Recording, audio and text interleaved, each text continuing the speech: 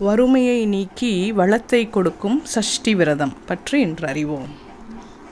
முருகனுக்குரிய சஷ்டி தினத்தில் விரதமிருந்து வழிபாடு செய்வது விசேஷமானது என்றாலும் பங்குனி வளர்பிறை சஷ்டி மிக சிறப்பாக பார்க்கப்படுகிறது.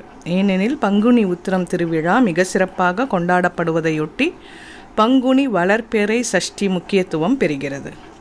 இந்நிலையில் இன்றைய சஷ்டி தினத்தில் முருகப்பெருமானின் அருளை பெறவும் சஷ்டி விரதத்தால் கிடைக்கும் பலன்களை பற்றியும் தெரிந்து கொள்வோம்.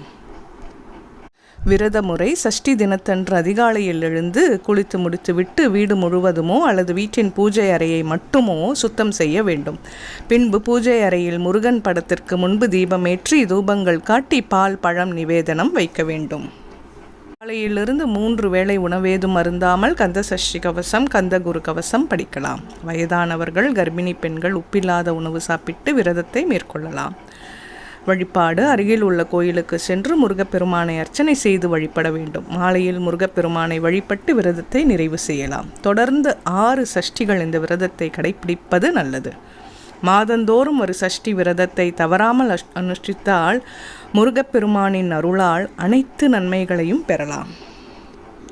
பலன்கள்: பொதுவாக சஷ்டி விரதம் இருப்பவர்களுக்கு குழந்தை பாக்கியம் கிடைக்கும் என்பது ஐதீகம். சஷ்டி விரதத்தை தொடர்ந்து மேற்கொள்பவர்களுக்கு முருகப்பெருமானின் அருளால் மிகுந்த செல்வமும் எல்லாவற்றிலும் வெற்றி அடையும் யோகமும் கிட்டும்.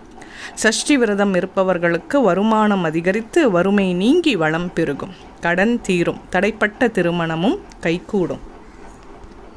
சப்ஸ்கிரைப் செய்யாதவர்கள் சப்ஸ்கிரைப் செய்யவும் மற்றவர்களுக்கும் பகிரவும். நன்றி.